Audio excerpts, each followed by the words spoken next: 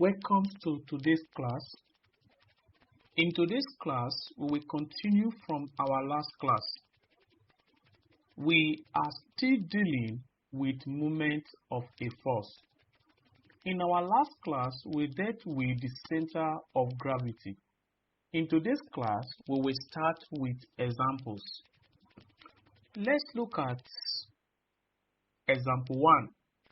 The figure above shows a uniform circular object centered R and diameter PS. A circular section center Q and diameter PR is cut away from it. If PQRS is a straight line, where is the center of gravity of the figure? The first thing I want you to know is that for a circular object, the center of gravity is at the middle, at the center of the circular part. In this case, which is R. That is center of gravity. Now, if you cut the section P, Q, R out of the circular object, the center of gravity will move in between the point R and what? S, because the section PQR has been removed. So the center of gravity will shift to what? RS. So in our option, is at Q, no. R, no. Is at what? The point RS. Now let's look at another example. The diagram above shows a plank. The plank is what? Is RS. The center of gravity is O. The diagram above shows a plank RS pivoted at center of gravity O and is in equilibrium with the weight P and Q. Now, because it is in equilibrium, let's say that the distance from here to here, let's call that distance S, and let's call this distance Y. If a weight 2P is added, that means this weight now is becoming, the weight here is now 3P. Now, if a weight 2P is added to P, P plus 2P, that's 3P, the plank will be in equilibrium again by. Now, for this plank to be in equilibrium, you know before we said that means the movement, the initial movement before is PS must be equal. You know, this will be anti-clockwise and this will be what? Clockwise. So which means the clockwise movement initially is P times S, that's PS, will be equal to the anti-clockwise, which is what? QY. Now that's initially what we have now. Now for this, if the weight is increased to 3P, for the body to be in equilibrium again, we are not touching Q and we are not touching what? Y. Now, since P is increased, we now have 3P. X must what? Decrease by some amount. Let's call it M. In order for it to be equal to what? Y. The clockwise movement to be equal to the what? Anti-clockwise movement. Now, so which means that if the system will be in equilibrium, if we are not touching Y and Q, then the distance S must be what? Reduced, which means the weight 3P must be moved closer to what?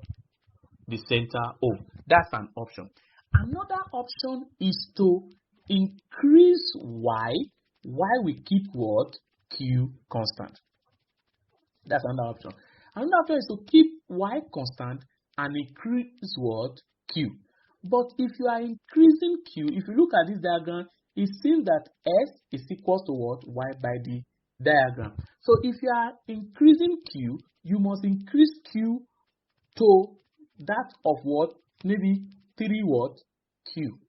For it to be equal if we keep Y constant. So in this example, let's look at moving Q near to O.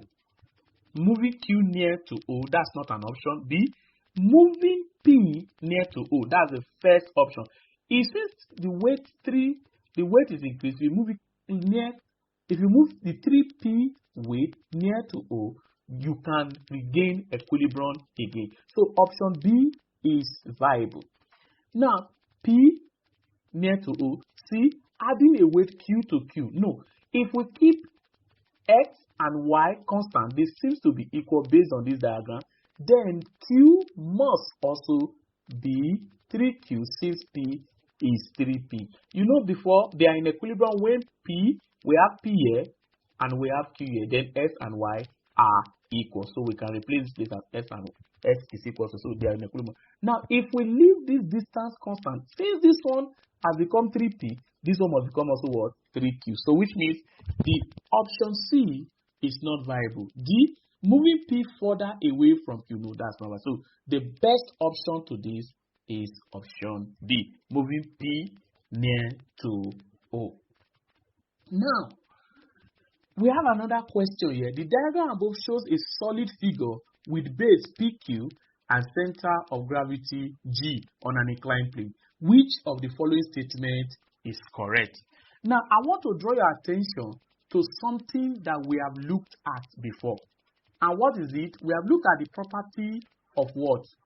Of center of gravity of an object. But there's a statement here which I want to draw to your attention. The vertical line through the center of gravity of a body is always through the base of the body. Thus, if the vertical line through the center of gravity of a body lies outside the base, if the vertical line through that line outside the base, the body is not in equilibrium. As a result, it will move to a new point. Thus, a body in an inclined plane will fall over if the vertical line through its center of gravity lies outside the base. Now, let's go back to our question. Now, so for this body to fall over, the vertical line through the base of the body must lie outside. So let's go. The diagram above shows a solid figure with base PQ and center of gravity G on an inclined plane. Which of the following statements is correct? A, the solid will fall over if the vertical line through G, which is the center of gravity, lie outside the base. That's correct. The body will fall over if the center of gravity,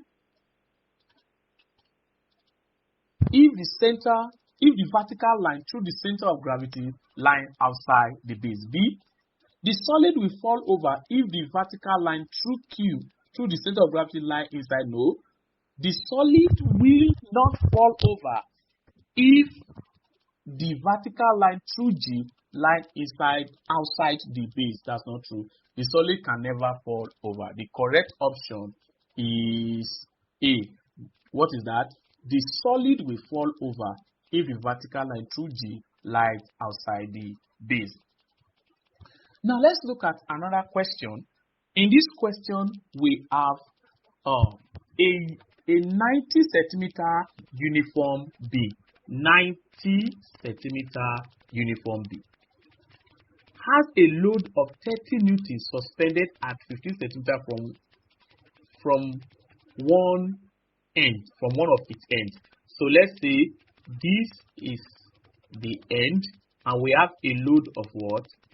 30 newton, whereas this place is 15 centimeter. Now,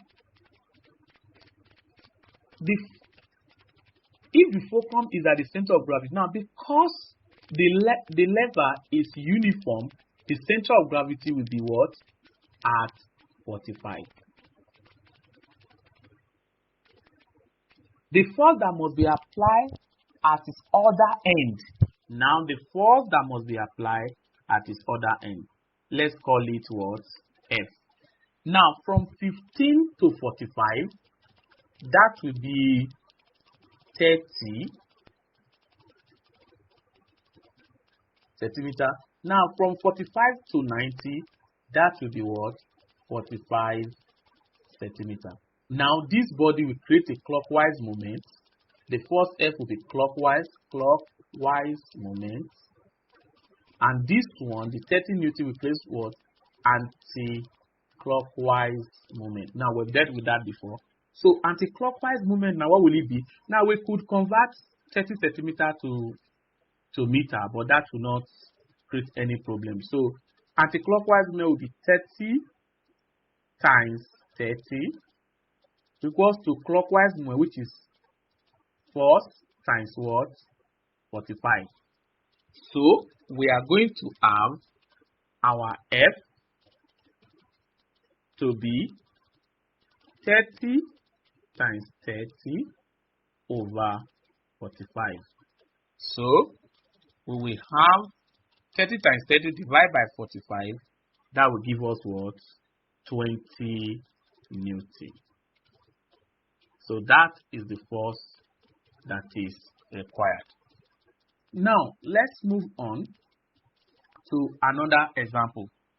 Two masses, 40 gram and 60 gram respectively, are attached firmly to the end of a light meter rule. Now meter rule are 100 watt centimeter. So we have here 40 gram and we have here 60 gram. The center of gravity of the system is where we have the balance point.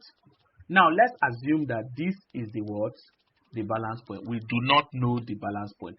So if we call from here to here as S centimeter, definitely the remaining will be 100 minus S centimeter.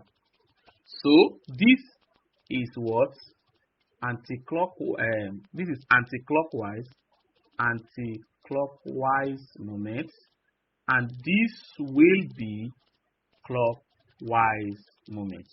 So what will be our clockwise moment? Now we just work with the mass in gram, but since we are not looking for anything force, we can work with the mass in gram. But if you are not convenient, you can convert this one to force, and that will move like that. So that will be 40 S, that's clockwise moment, is equal to 60 into 100 minus S.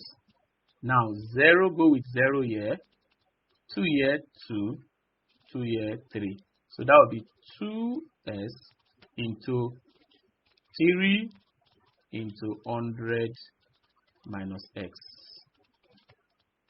So if we open the bracket, we will have 2S is equals to 300 minus 3S. Collect like terms, that will be 2S plus 3S is equals to 300. So what do we have here? 5S is equals to 300. So what is our S? Our S is 300 over 5, and that will give me 60 centimeter. Now 60 centimeter from where? From the 40 kg mass. So if here is 60 centimeter, here will be what? 40 centimeter. So 60 centimeter from the 40 kg mass, which is the lighter mass, or 40 centimeter from the 60 kg mass, which is the what? The heavier mass. So let's go. 40 centimeter from the lighter mass, no. 40 centimeter from the heavier mass, yes. 60 centimeter from the heavier mass, no. Indeterminate because the meter rule is like no. The answer is what? 40 centimeter from the heavier mass. Now, if we are just looking at simple examples. In our next class, we will take complex example. Now, these lectures are very short, deliberately, so that you can grab the concept of what we are dealing with. We want you to take notes, want you to be able to solve the example, want you to look into past questions, textbooks, and solve similar questions. Thank you. We'll continue in our next class.